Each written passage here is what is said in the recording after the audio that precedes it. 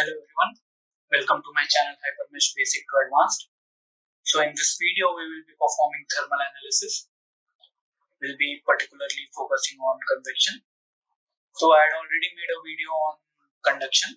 So if you have not seen that video, you can check it out in my Hypermesh playlist on my channel.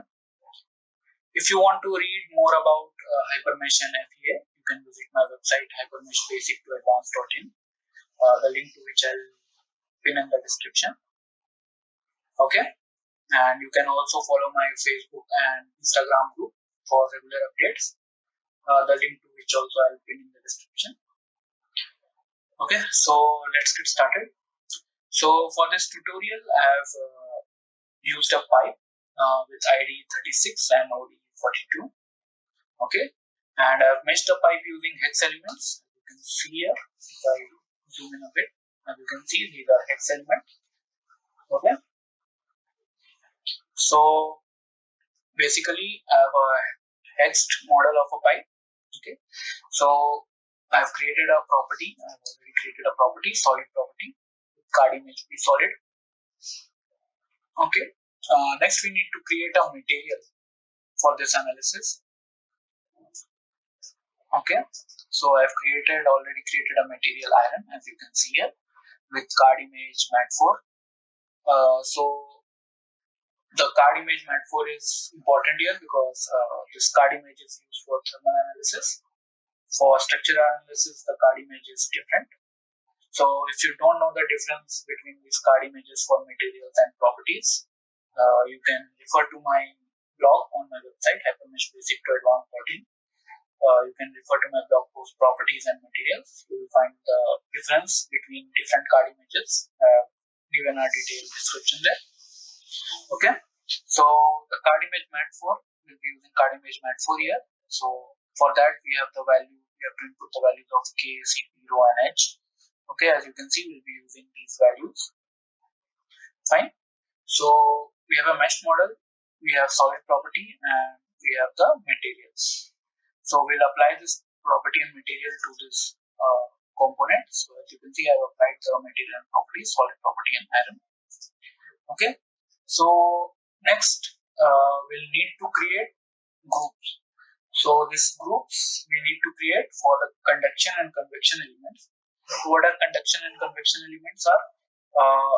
The elements which will exhibit the properties of conduction and convection. Okay, so for that we can go to this right browser area and we can right click and then go to create, and then we can go to group. That will open a groups collector. Okay, so to select the elements under that group, for example, just I'll display here. I've already created two groups, convection and conduction. But to just demonstrate, I'll show you. So suppose we are in convection group, so you can go inside that group, and here you have save entity IDs, right? So here is the place where you can reference elements which you want to keep under this group. Okay, same way in conduction group, under the save entity ID, you can reference elements which you want to keep under the conduction group. So what I have done is, on this pipe, I've applied a flux load on one end of the face. See here. As you can see here, I've applied a flux load on this face of the pipe. Okay. So for applying this flux load, I have used the conduction elements. If you see here, okay. So this conduction elements group I've used here. So I have selected this face as conduction elements, and I have applied the flux load there. And for convection elements, I have selected the inner face of this pipe, right? So what is the logic is, we are applying a heat flux on this face of the pipe, and due to that heat flux, the pipe will conduct as well as convect, right? So if you can recall, there's three ways in which heat transfer occurs, right? Conduction, convection, and radiation. So the pipe will conduct as well as convect. Okay. So okay, so to create this flux load, since we have created this, I've created this flux load already. I'll show you how to create this flux load anyway. So you can go to analysis, and here you can see a flux option here. So you can click on this flux. Then there are elements here. Okay, right? You have to select the elements on which this flux load will be applied. So for that you can go to elements by group.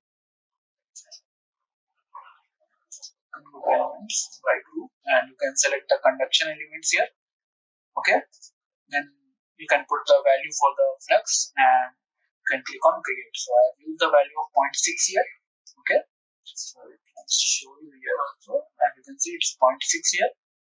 Okay, so you can put some other values, any value of your choice, and you can just see what's the variation in the result as compared to mine. Okay, so this was the flux load. So under the load collector, we already have a flux load.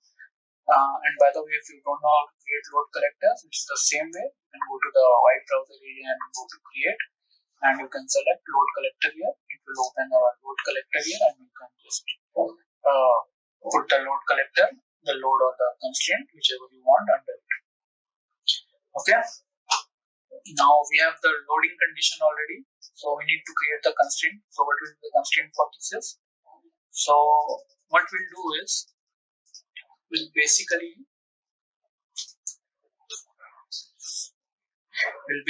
constrain this part of this inner face of the pipe with the ambient temperature. We'll not exactly constrain with the ambient temperature, we'll connect it with the ambient temperature to view its behavior. Okay, so for that we first need to create a temporary node. Okay, so how to create a temporary node is, I'll show you. So click on this, just add the solid mesh for this part.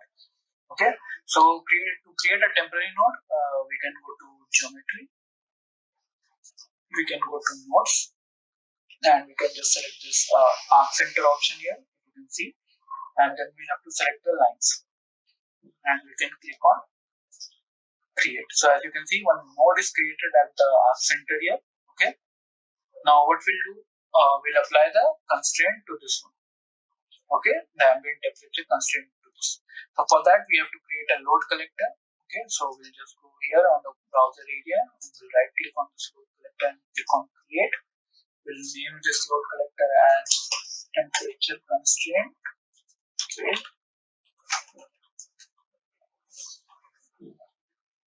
Okay, just too many underscores and just remove some strings. Okay, fine. So we have created a load collector temperature constraint here. Okay, now to apply this constraint, we'll go to analysis, then we'll go to constraint. Okay, then we have to select the node. So how to select the node is, we'll just select this node. So as you can see, it's gray, it's selected now. Then we'll uncheck all these degrees of freedom. Okay, and then we'll go to create and edit. Okay, so a pop-up box like this will open. Okay, so what we'll do, this D will put it as 18 units. What is this D? D is the temperature constraint on the node.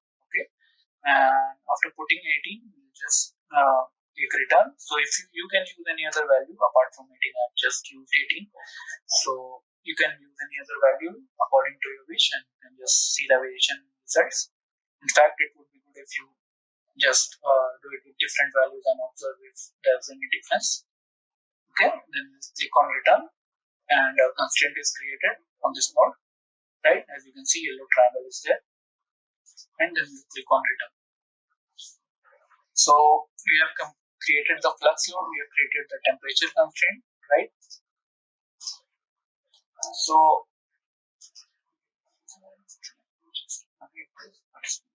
it's showing. Okay.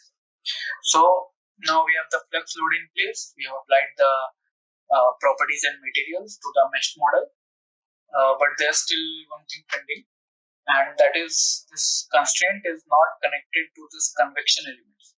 So suppose when the heat flux is, this pipe is conducting and convecting the heat which is coming to it, so it will but it doesn't have any boundary conditions to this convection elements. So how to connect these convection elements to this temperature constraint?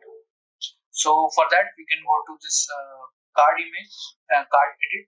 If you see here, this three cards are there. You can just click on that, and then you can select elements. So you can select elements and go by group. We click here. We can go to convection. Okay, and if you see it's gray, it's already selected.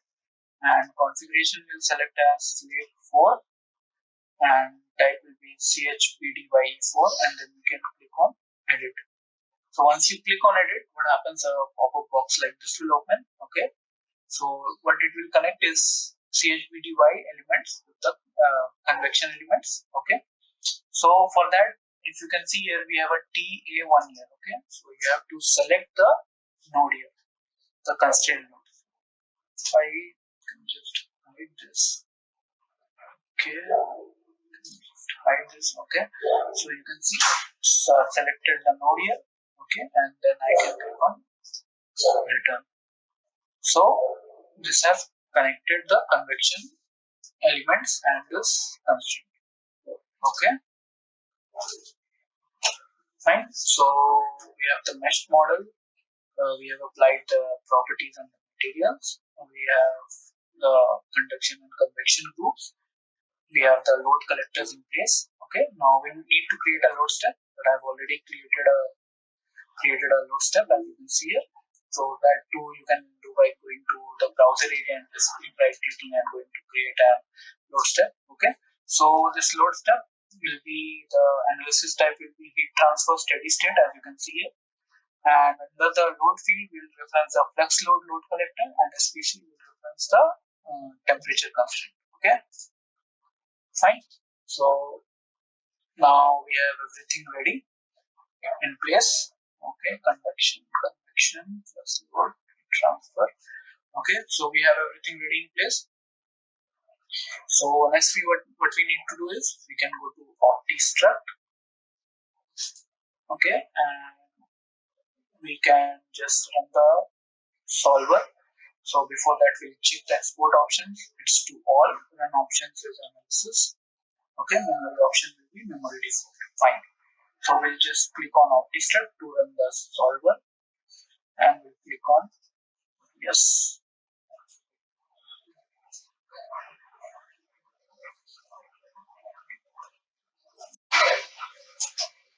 So once you run the solver, a pop-up window like this will appear. As you can see here, message will come: job completed, analysis completed. Okay. So once the run is over, this message will be displayed. Okay. So to view the results, to visualize the results, we can go to results here, and this results button is there. So we'll just view the results.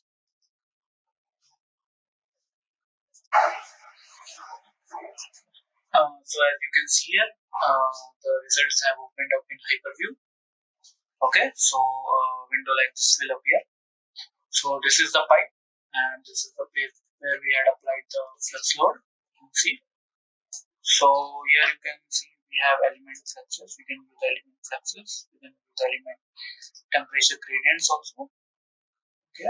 So if you click on apply, this is the temperature gradient. This blue area, its temperature is very low, and this red area is very high. Okay, and we can also view the gradients in different directions for fix. So the temperature gradient is something like this. Suppose we want to z direction, so it's something like this. Okay, so this is basically how you can perform a convection analysis. Okay, in Hypermesh. So basically, the basic thing is to make this convection groups for performing the analysis, for defining which group will conduct and which will convect.